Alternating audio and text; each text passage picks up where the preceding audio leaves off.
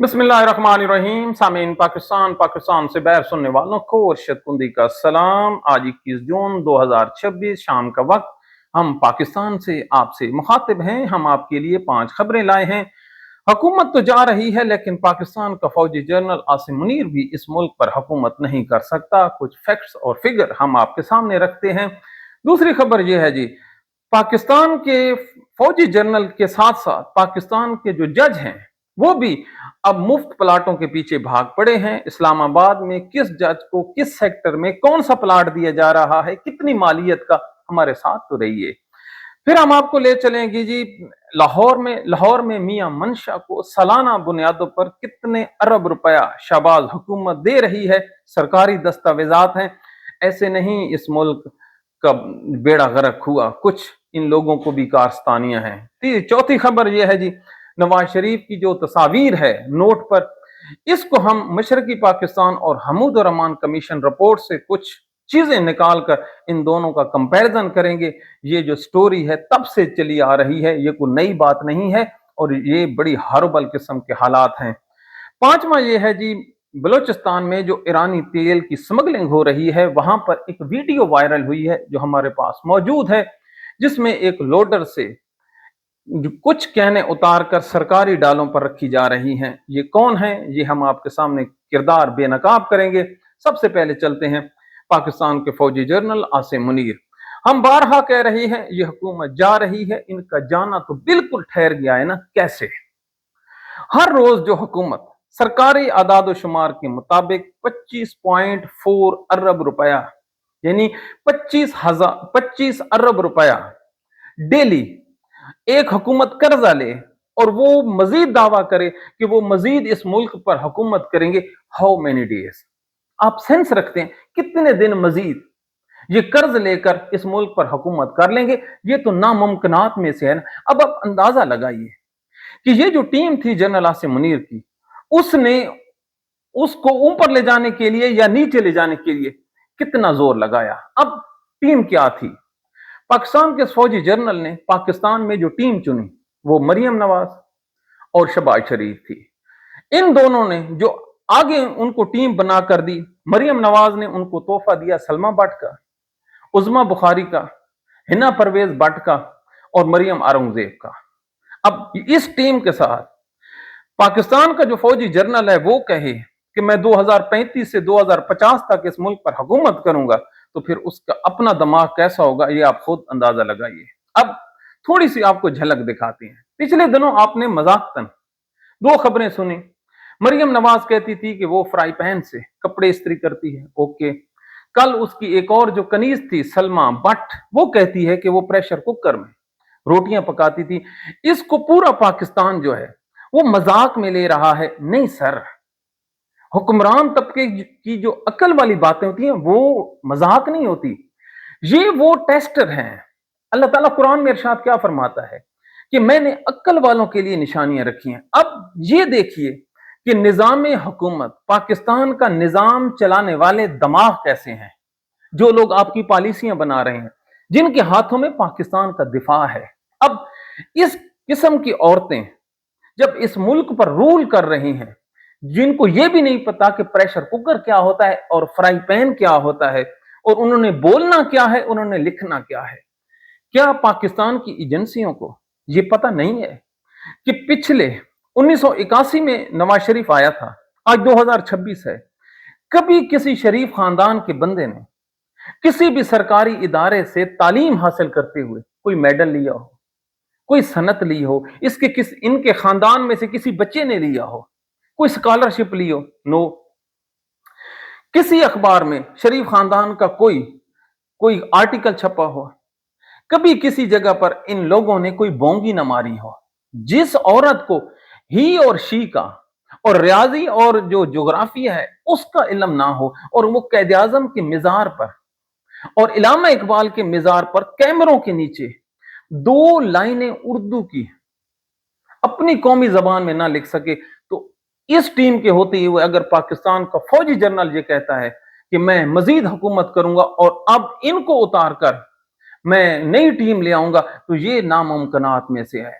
Sir जी, सब ने जाना है, آپ لوگوں کا جو دور ہے وہ بالکل ختم ہو چکا ہے. اب آپ جانے کی تیاری کریں. نہ امن و امان آپ کی فیور میں ہے اور نہ ہی آپ نے ایمانداری سے ایک چیز بتانی ہے. مزید حکومت کرنے کے لیے معیشت تو ہم نے آپ کو بتا دی. اب آپ عوامی پاپولیرٹی پہ آ جائیے. کیا بلوچستان میں اس کی مقبولیت ہے موجودہ رجیم کی یا پاکستان کے فوجی جنرل کی؟ نو. سندھ میں؟ نو. کشمیر کتنا سینسٹیو ایریا ہے، وہاں پر دیکھ لیں، بالکل نہیں. کے پی بالکل نہیں. ناراض ہو کے کھڑے ہیں، بہت ہی ناراض ہو کے کھڑے ہیں. اب پنجاب میں سناٹا ضرور ہے، لیکن اس سناٹے کو آپ یہ نہیں کہہ سکتے کہ وہ آپ کے ساتھ ہے. ہمارا جو تجزیہ ہے کہ وہ خاموش بیٹھے ہیں اور یہ خاموشی کسی بھی ٹائم ایک لاوے کی طرح پھٹے گی جس میں سب چیز سب کے آگے عیاں ہو جائے گی. تو یہ جو بات ہے حکومت تبدیلی والی، سارے کا سارا سسٹم تبدیل ہونے جا رہا ہے. اگر نہ ہو تو ہمیں پکڑ لیجئے. سر جی ٹائم از اوور. اب کیوں اوور ہوا ہے؟ اگر یہ عدالتوں کو نہ چھیڑتے تو کوئی تو ہوتا جو ان کو روکنے والا ہوتا. جب کسی بچے کو کوئی روکنے والا نہ ہو تو وہ بگڑ جایا کرتا ہے. وہ ٹرافیاں اور میڈل لے کر گھر نہیں آتا، وہ ایف آئی آریں کٹوا کر یا دیگر محلوں کے جو گلے شکوے ہیں وہ لے کر گھر آتا ہے. اب پاکستان کے جج دیکھیں، ساری عمر یہ جو جج بنے بیٹھے ہیں یہ تقاریریں کرتے رہے اور ہم اپنی آنکھوں سے اور کانوں سے دیکھتے رہے، سنتے رہے کہ یہ کہتے تھے کہ یہ کون سی فوج ہے جو ریٹائرمنٹ کے بعد اپنے لوگوں کو مربے دیتی ہے، ان کو پلاٹس دیتی ہے. آج یہیں سپریم کورٹ کے جج اسی اسلام آباد میں جناب، ان کو F6 سیکٹر ہے اسلام آباد کا، بہت ہی عالی شان اور قیمتی ہے. وہاں پر جو ایک پلاٹ کی قیمت ہے وہ 50 سے 60 کروڑ روپے کے لگ بھگ ہے. کتنا جی؟ 50 سے 60 کروڑ کا. اور یہ جو پلاٹس ہیں یہ خالی پڑے تھے اور اب یہ خالی پلاٹ سپریم کورٹ پاکستان کے ججوں میں تقسیم کیے جا رہے ہیں اور یہ لینے کو تیار ہیں. ہے کوئی ان کا ضمیر جو ان سے پوچھے؟ آپ اپنی ججی کی تو تنخواہ لے رہے ہیں، جب ریٹائر ہوں گے تو آپ پینشن لیں گے، آپ کو مراد دی جائیں گی، پیٹرول دیا جائے گا، ڈرائیور دیا جائے گا، آپ کو سیکورٹی دی جائے. سیکورٹی کی ضرورت ایسے ہے آپ کو؟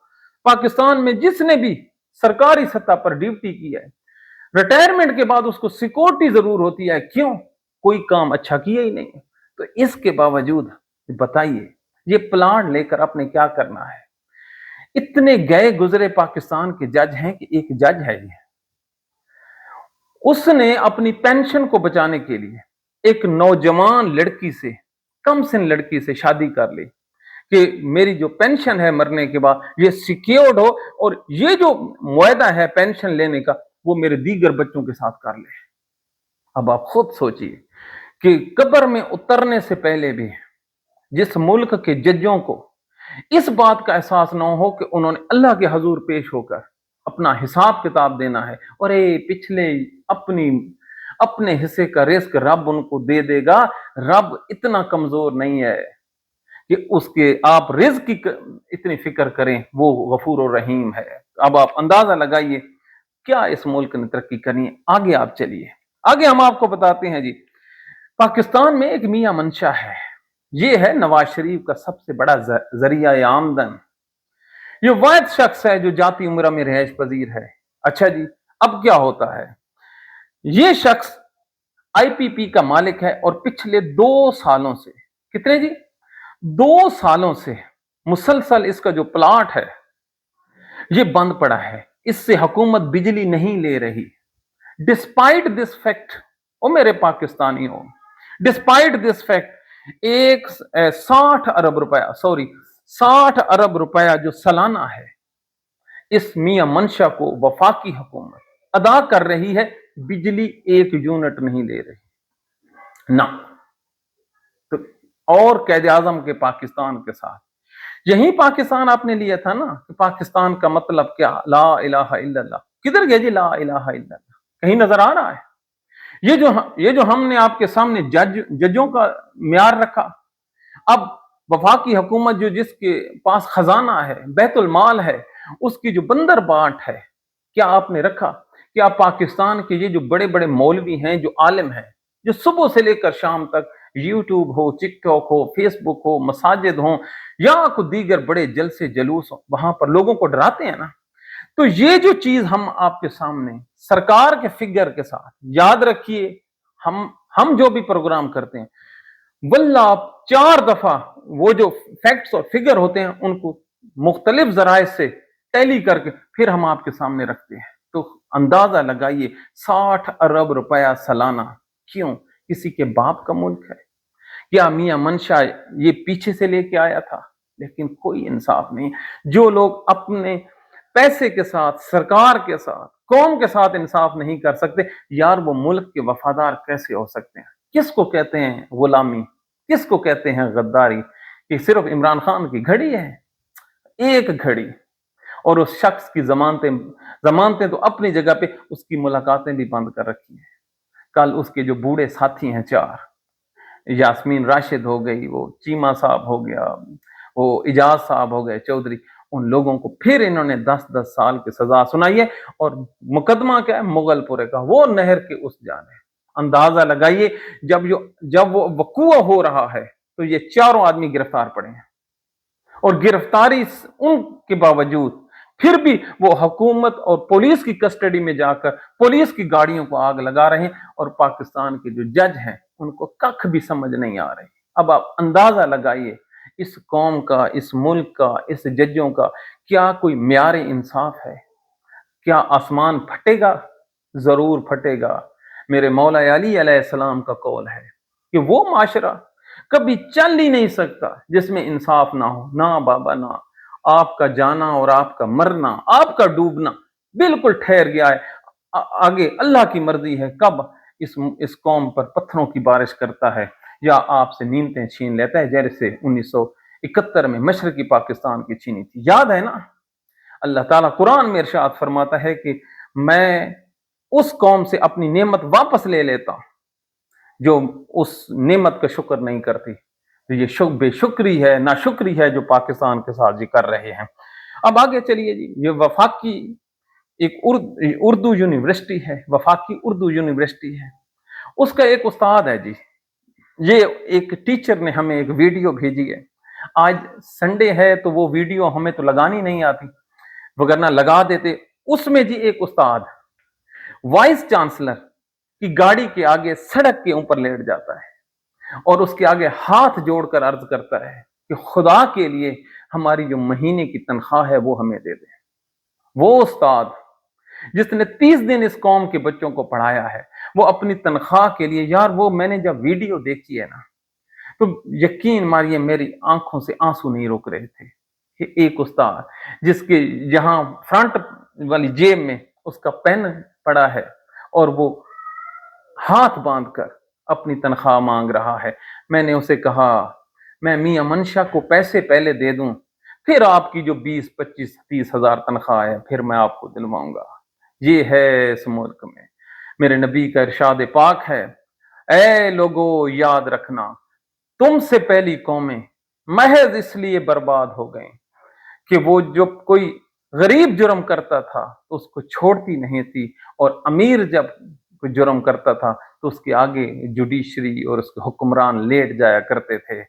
अब इस हदीस को मेरा नबी पाक सल्लल्लाहु अलैहि वसल्लम तो गलत नहीं हो सकता, हम गलत हो सकते हैं। तो अब आप अंदाजा लगाइए कि मेरे नबी का कहा हुआ कौल हदीस कैसे गलत हो सकती है। तो जब पहली कौमें बर्बाद हो गई, आप लोगों ने भी बर्बाद होना है। और बर्बादी की जो अगली स्टोरी है सुनिए, हम आपको सीधा लेकर जा रहे हैं 1971 में और 70 में।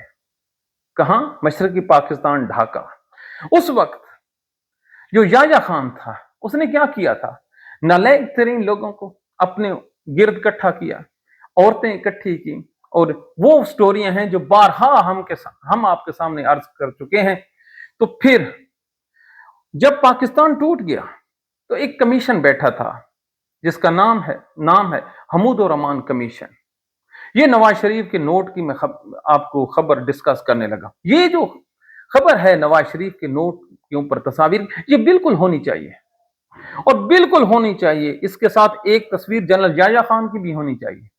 कैद आजम की तस्वीर उड़ा दें, एक साइड पर जनरल याया, एक साइड पर नवाज शरीफ की तस्वीर, और इन दोनों तस्वीर के साथ पाकिस्तान के लोगों को नोट जारी करो कि अब आप खरीदारी करो।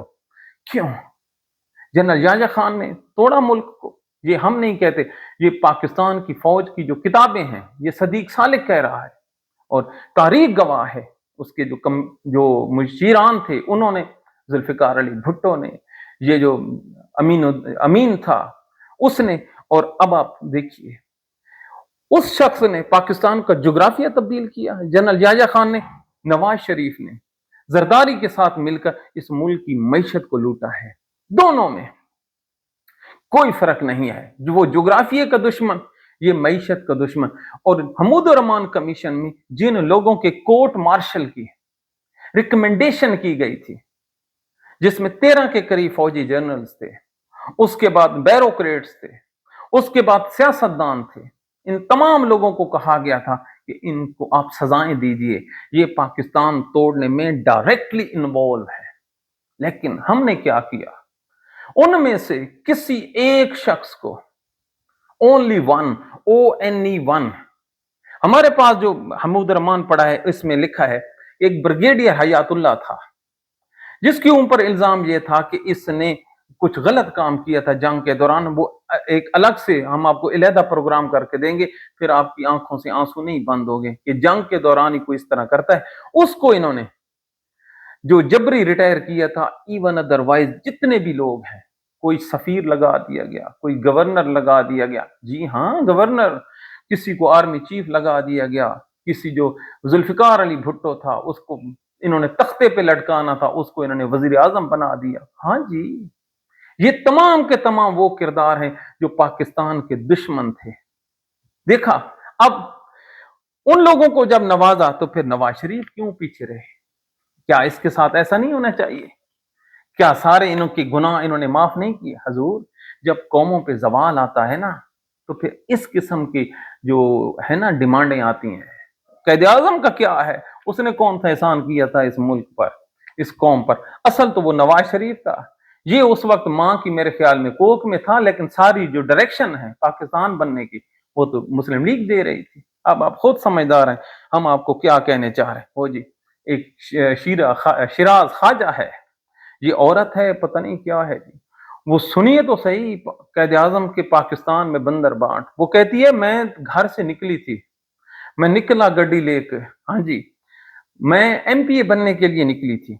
जब मैं इलेक्शन कमीशन के सामने आई, जिस मुल्क में चपड़ासी और क्लर्क के इम्तिहान हों, उस मुल्क में MPA MNA को ये ना पता हो कि उसने बाहर निकलकर MPA बनना है या MNA की गाड़ी में बैठना है, और जिस मुल्क में जो सुप्रीम कोर्ट और हाई कोर्ट के जज हैं उनका कोई इम्तिहान ना हो, और सिविल जज का CSS के टाइप का इम्तिहान हो, तो वहां पर ऐसे ही सवाल आया करते हैं। तो वो क्या कहती है जी?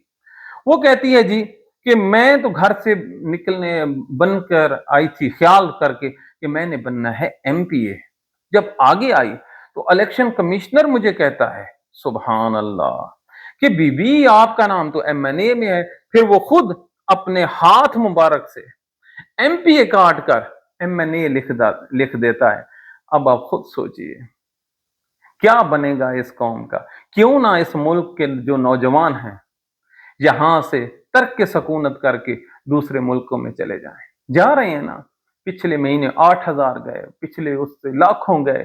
तो जब ये खबर मरियम नवाज तक पहुंची, वो फ्राई पैन वाली थी जिसको उर्दू और इंग्लिश का एक लफ्ज लिख कहती है, ये मुल्क की खिदमत हो रही, ये जो ब्रेन है ये जा रहा है, तो ये अच्छी चीज है, हम दुनिया को दिमाग दे रहे हैं। तो हम उनसे पूछें, अल्लाह करे आप भी चली जाएं ताकि आपका दिमाग भी वहां पर जाए। लेकिन नहीं, उन लोगों ने ये ऐसे ही रखे हैं। तो ये इस मुल्क के हालात वाकयात हैं जी। आज 5 मुहर्रम उल हराम है। ऐ मेरे परवरदिगार, हमने आपके सामने जितने भी आज हकायक रखे हैं, खुदा गवाह है एक भी झूठ नहीं है। तो ऐ मेरे परवरदिगार, इनकी मौजूदगी में इस मुल्क की सर्वाइवल कैसे हो सकती है? तो खुद हमारी मदद फरमा। हम हर रोज तेरे दर पर आते हैं और 5 टाइम सजदे में जाकर तुझे रब मानते हुए तुझसे दुआएं मांगते हैं, क्योंकि हमारे नबी पाक ने हमें बता रखा है कि ऐ मुसलमानों, जब भी हेल्पलेस हो जाओ और दुनिया के दरवाजे बंद हो जाएं, उम्मीदें खत्म हो जाएं तो फिर अल्लाह के दरवाजे पर चले जाना, सजदे में गिर जाना और आपसे मदद मांगना। बेशक तू किसी की दुआ को रद्द नहीं करता। तो ऐ मेरे अल्लाह, आप हमारी दुआओं को कबूल फरमा, हमें कम से कम मेरिट पर वो हुक्मरान तो अता कर जो हम डिजर्व करते हैं।